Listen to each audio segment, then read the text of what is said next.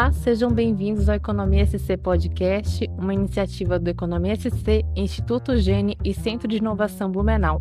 Eu sou Ana Paula Dalck, fundadora do Economia SC e host do episódio. E hoje conversamos com Vinícius Rodolfo Vickers, coordenador da Agência de Inovação Tecnológica da FURB. Seja bem-vindo. Muito obrigado, Ana Paula. É um prazer estar aqui. Para começar, eu queria que você contasse um pouco, sobre como surgiu a AGIT dentro da FURB.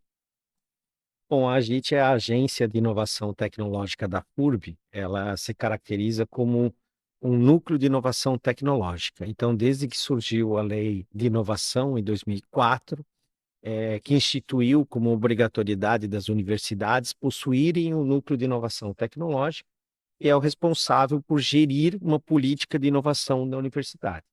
Então, a FURB veio, desde aquela época, fazendo algumas incursões. A marca AGIT já foi criada naquela época, mas ela acabou tendo a sua primeira resolução, a sua primeira política de inovação em 2012, que acabou sendo atualizada em 2018 pelo novo Marco Legal da Inovação. Então, o que eu posso dizer, assim, a partir de 2016, a gente começou a reestruturar o núcleo, e aí a gente passou a usar a marca AGIT, que a gente já tinha criado naquela época, e começamos a consolidar a atuação do núcleo como um ente ativo dentro da universidade para promover essa interação e gerir a política de inovação da universidade. Mas, tu comentou que foi a partir de uma lei, estabelecida para as universidades. A FURB acabou sendo pioneira na região ou o movimento aconteceu ao mesmo tempo em várias instituições aqui na região? Eu não sei dizer se a FURB foi pioneira. Ela começou a discutir esse assunto, mas na maioria das universidades esse aspecto acabou sendo muito tardio. Até hoje ainda tem algumas instituições que têm dificuldades em implantar esse núcleo de inovação, né? Todas as públicas são obrigadas, né? Então elas têm um regramento mais firme do que as outras universidades.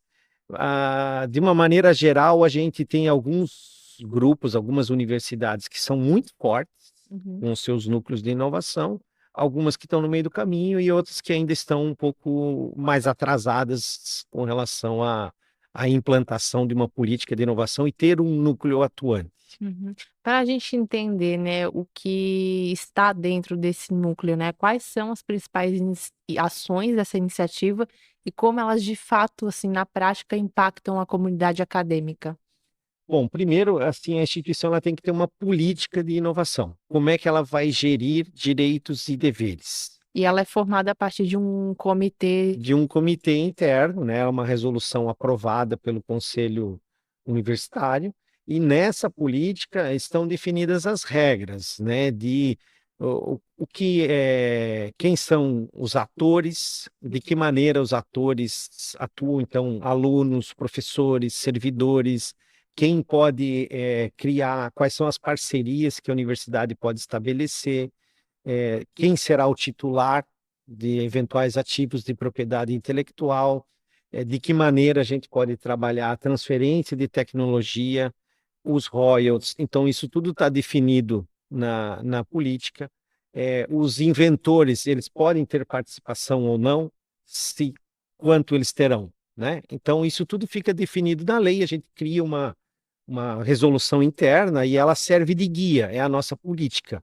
Então, tudo se dá a partir da política, né? Quando a gente define os direitos e os deveres dos atores internos e externos, e aí começam os desdobramentos, no qual o núcleo é responsável, no caso a AGIT, por fazer a gestão dessa política.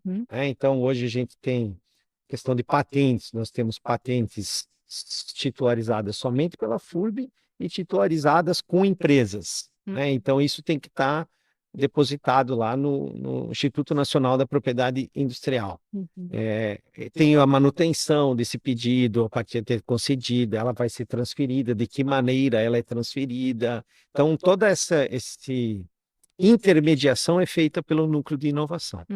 E qual que é a diferença em relação às patentes que são registradas dentro da própria instituição e essa de parceria com empresa? Como que acontece na prática? Então, na prática, a gente tem, né, todos os pesquisadores, eles geralmente têm liberdade para fazer pesquisa, os professores, os alunos, e eles atuam em determinadas áreas, seja da área de formação ou áreas estratégicas.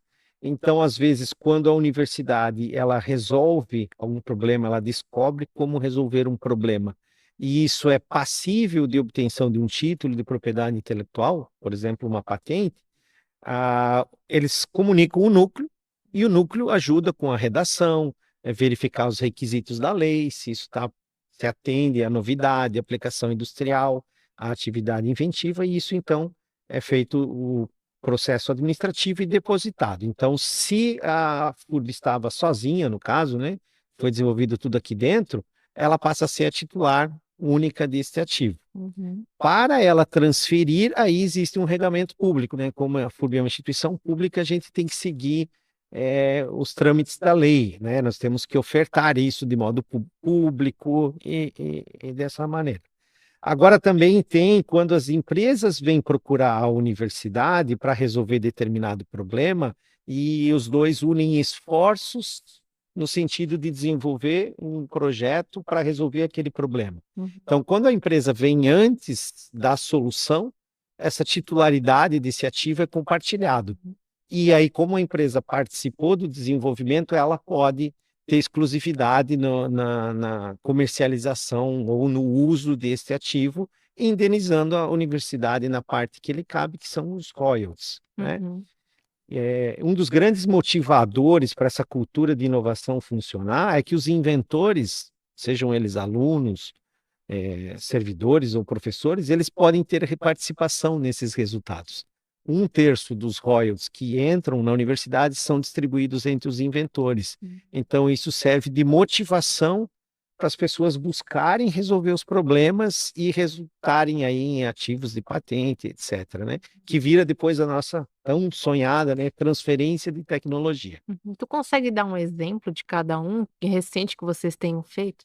Sim, nós temos 8 transferências de tecnologia na FURB. Nós temos um case muito interessante, que é o case do Prêmio de Inovação em Design de Luminárias, que é uma parceria da FURB com a empresa Blumenau Iluminação, onde eles fazem um prêmio para os alunos dentro de uma disciplina fazerem designs de luminárias. Então, eles desenvolvem esse projeto dessas luminárias durante a disciplina e no final do semestre a empresa vem e premia aquele que ela entende que são os melhores. Uhum. E em alguns casos, 6 desses já a gente tem, quando a empresa resolve comercializar, então o núcleo entra, a gente firma faz o depósito do desenho industrial, firma o contrato a respeito daquela transferência de tecnologia e a empresa comercializa.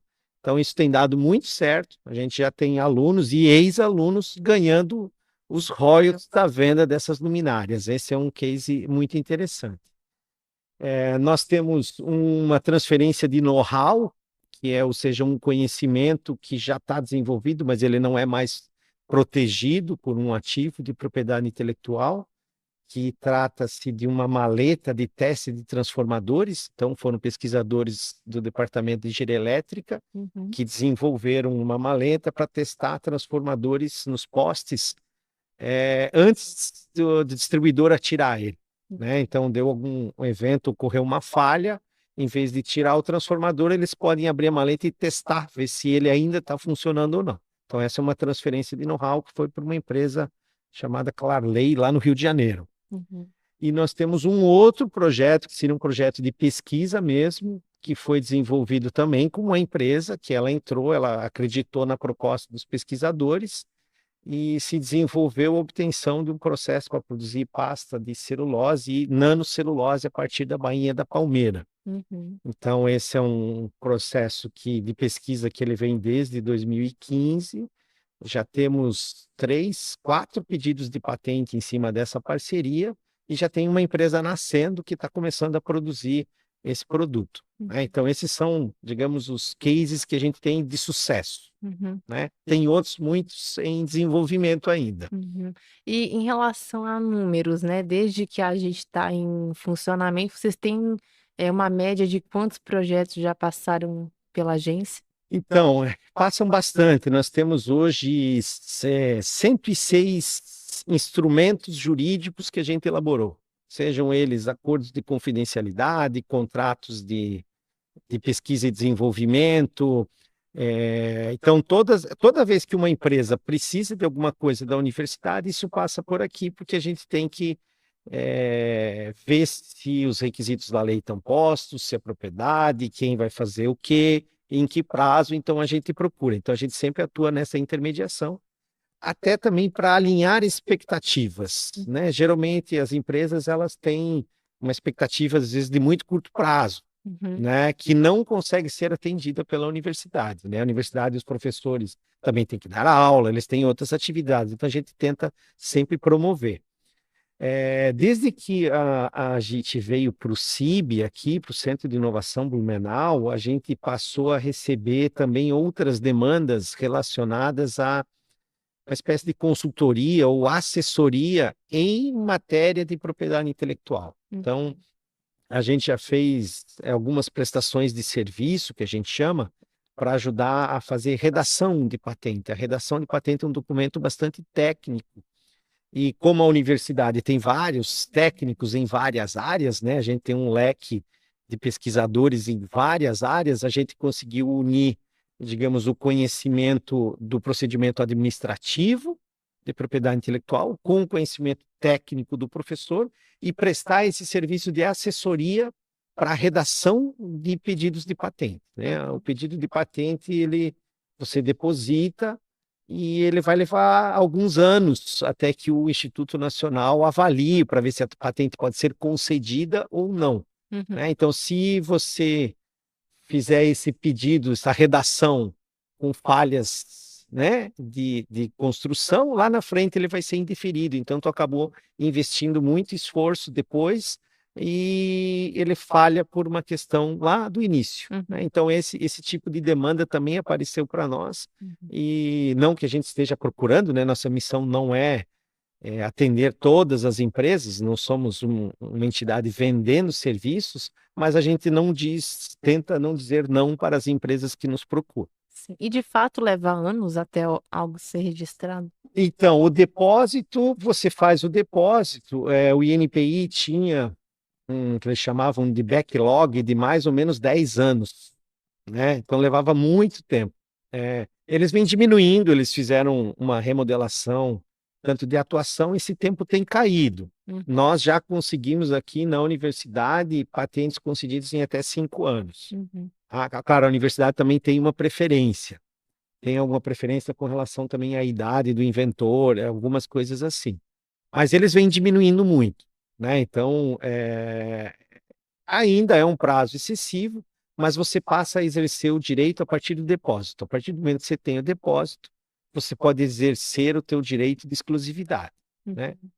Isso também tem agora um mercado que está aumentando, né? O mercado da judicialização da propriedade intelectual também, né? De empresas impedindo outras e o pessoal entender que não, mas aquela patente não é tão forte assim, ela não poderia ter sido concedida. Então, essa judicialização da propriedade intelectual também está aumentando no Brasil, meio que uma importação do mercado americano, onde se discute muito a questão da propriedade intelectual.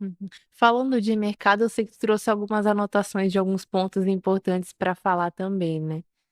Então, o mercado de propriedade intelectual, ele gira no mundo aí, dados de 2019, 2020, ele gira na ordem, né, direitos de propriedade intelectual na ordem de 400 bilhões de dólares, né? O Brasil tem um déficit muito grande em termos de comercialização de direitos de propriedade intelectual. Nós compramos muito, nós pagamos muito direito de propriedade intelectual e vendemos pouco. Nós temos aí, mais ou menos, de 2011 a 2020, um déficit que varia da ordem de 20 a 40 bilhões de dólares ano. Um déficit. Então, ou seja, nós temos uma lei de propriedade intelectual muito boa, bastante aprimorada, mas nós não fazemos ainda o uso adequado dela. Ela serve muito aos países, aos estrangeiros e nem tanto a nós. Uhum. Né? Entrando agora na parte das feiras, né? Porque vocês também promovem feiras incentivando aí esse braço.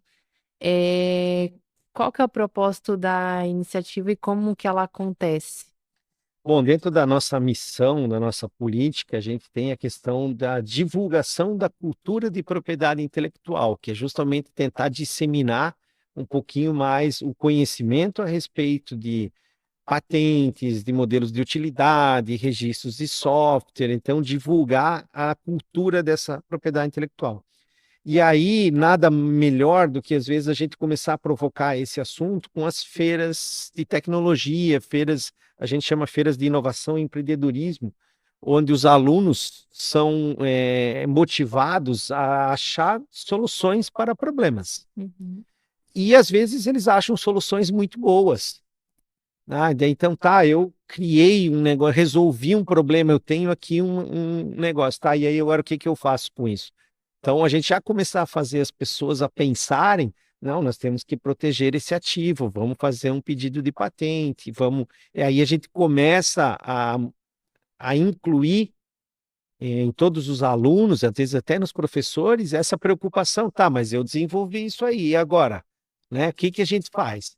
Então, a feira de inovação ela começou no Centro de Ciências Tecnológicas, né, para os alunos de engenharia, ela estava muito relacionada às disciplinas de empreendedorismo que havia entre as engenharias, então foi uma forma de promover um encontro, onde os alunos estudavam planos de negócio, etc. Não, vamos fazer um encontro para juntar esses alunos e todo mundo apresentar os trabalhos. Aí começou, a feira foi crescendo, começou a aparecer produtos interessantes, a gente já tem produtos dos alunos que têm patente concedida, né?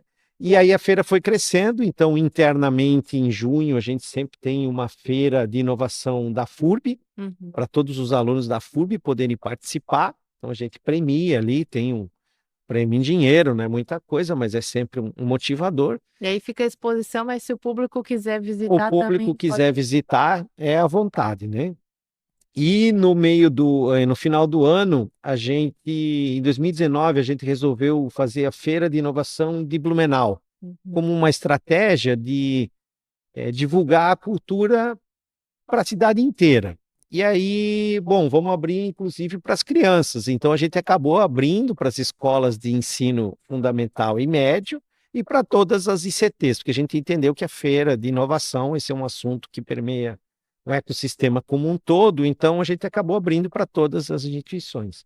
Então, depois veio a pandemia, 2020 a gente não fez, 2021 a gente já começou a fazer, e aí já abrimos para o Vale Europeu. Então, a gente já resolveu, a feira cresceu de tamanho, então hoje a gente vamos ter agora a quinta feira de inovação e empreendedorismo do Vale Europeu, que será no final do ano, e o objetivo aí tem as categorias para o Inventor Mirim, que são as crianças bem pequenininhas, o Jovem Inventor, que é o Fundamental 2 mais o Médio, e na categoria universitária a gente divide entre inovação de produto e inovação de serviço, né? Serviço aplicativo, né? Produto, processo e a outra serviço aplicativo. Das edições anteriores participaram muitas cidades aqui do Vale Europeu ou ficou de fato mais limitado ainda? A maior concentração ainda é de Blumenau, mas a gente já tem outras cidades participando, Indaial, Gaspar, Pomerode, já está aumentando o leque, né? Esse ano a gente pretende, com a ajuda do Instituto Gênios, do Centro de Inovação, dos embaixadores do Centro de Inovação, permear mais os colégios e as instituições de ensino das outras cidades, né? Então, e esse ano, a feira desse ano, ela vai contar com recursos do Ministério da Ciência e Tecnologia, e a gente, inclusive, vai oferecer uma mentoria para os candidatos, né? Então, eles vão ter direito a 1 hora de mentoria de uma pessoa voltada a plano de negócios, voltada a montar o projeto, para que eles possam estruturar o projeto. E nós também vamos oferecer aos interessados uma busca de anterioridade, né? O que é uma busca de anterioridade? Um dos requisitos da lei de inovação é o requisito novidade. Ele tem que ser novo e a novidade tem que ser mundial, né? A proteção é nacional, ela só protege no Brasil, mas a novidade tem que ser mundial. Então, a gente vai oferecer uma busca de anterioridade para verificar se aquilo que a pessoa quer fazer ou aquilo que ela está propondo a desenvolver já não foi desenvolvido em algum lugar. Então, a gente também vai ofertar esse serviço gratuitamente para os interessados na feira. Uhum. E essa feira que é aberta para todos acontece aqui no Centro de Inovação, né? Para a gente caminhar, porque daí já deu bastante spoiler, né, sobre as novidades desse ano. Se tiver mais alguma aí, você comenta. Mas eu queria que tu comentasse um pouco sobre essa aproximação com o Centro de Inovação e como beneficia o ecossistema como um todo. Então, a presença da Agit aqui no Centro de Inovação, ela também abriu algumas portas relacionadas aos editais de fomento à pesquisa e desenvolvimento tecnológico. Então, agora a gente tem alguns editais, por exemplo, o FINEP Mais Inovação Brasil, o Tecnova da FAPESC, que são editais voltados para as empresas. Então, as empresas pedem recursos para implementar os seus processos, produtos inovadores. E uma aproximação que está tendo muito é essas empresas virem pedir ajuda da universidade para escrever esses projetos, para ajudar a montar esse projeto, né? Então, muitos deles, que nem o FINEP, ele obriga a contratação da universidade. Então, nós estarmos inseridos aqui dentro do Centro de Inovação, nesse meio empresarial, tem facilitado essa interação. Então, hoje, quando as empresas vêm em determinadas áreas, a gente já sabe quem são os professores dentro da universidade que podem interagir com aquela empresa, ajudar na redação, elaborar esse projeto e depois participar da execução. Então, a gente entra exatamente nesse meio de campo, porque o professor, às vezes, ele está também dentro do laboratório, ele não sabe como que as regras funcionam, né? E o nosso papel é botar essas pessoas juntas e conseguir sair com um acordo fechado. Sim, para essa feira daqui, vocês esperam algum número mínimo de participantes? Não. Então, a feira de inovação, ela gira em torno de mais ou menos 100 e poucos, 130, 140 projetos, né? Então, divididos nas categorias crianças e universitários, né? E adultos. A gente não consegue crescer muito mais por uma limitação de espaço físico do Centro de Inovação, então a gente está esperando algo em torno de até 150 projetos novamente, né? Acredito que dentro de alguns dias a gente já tem o edital publicado no ar. Ele vai ficar em www.furb.br/eu quero inovar. Lá vai estar o edital, né? E aí até lá a gente já deve estar com os patrocinadores, os prêmios, tudo isso consolidado. E a data não está definida ainda? A data está definida, a data da feira vai ser no dia 4 e 5 de novembro. De novembro. Aqui nas dependências do Centro de Inovação Blumenau. Tem mais algum comentário que você queira colocar para a comunidade saber depois também? Assim, eu gostaria talvez de externar que assim, a cultura de inovação, seja ela dentro de uma empresa, de uma universidade, de qualquer instituição, ela pressupõe uma política. E ela pressupõe, né, fazendo uma analogia, como se você tivesse uma horta ou um pomar dentro de casa, né? Se você quer ter uma horta dentro da sua casa, você vai ter que semear, você vai ter que regar, vai ter que cuidar dela para que você tenha ali as suas verduras e legumes no curto prazo. E você vai ter que fazer de novo isso para você continuar tendo, né? E as árvores, as frutas, você também vai ter que semear, vai ter que cuidar, e já é uma coisa de mais longo prazo. As árvores já são mais perenes, elas vão demorar para dar frutos e tendem a dar frutos por mais tempo. Então, eu acho que a cultura de inovação, as instituições têm que entender que tem que ter um incentivo, um acompanhamento, e ele tem que ser constante. Não dá para uma empresa, uma instituição dizer assim, olha, a partir de hoje vou ser uma empresa inovadora, se ela não definir direito a sua política, como que ela vai reconhecer a participação dos inventores, das pessoas que vão trabalhar para resolver aquele problema, né? Então, o meu recado é que esse é um tipo de atividade que ela tem que ser regada e cuidada constantemente. Tudo no seu tempo também. Tudo no seu tempo. Vinícius, muito obrigada por participar do episódio do Economia SC Podcast. Volte sempre que tiver novidades também, as portas estão abertas. E quero agradecer também em nome do CIB. Tá bom, muito obrigado, uma satisfação estar aqui. E assim fechamos mais um episódio do Economia SC Podcast em parceria com o Instituto Gene e Centro de Inovação Blumenau. Se você curtiu esse vídeo, deixe seu like, comentário e compartilhe com quem possa interessar. Nos vemos no próximo episódio.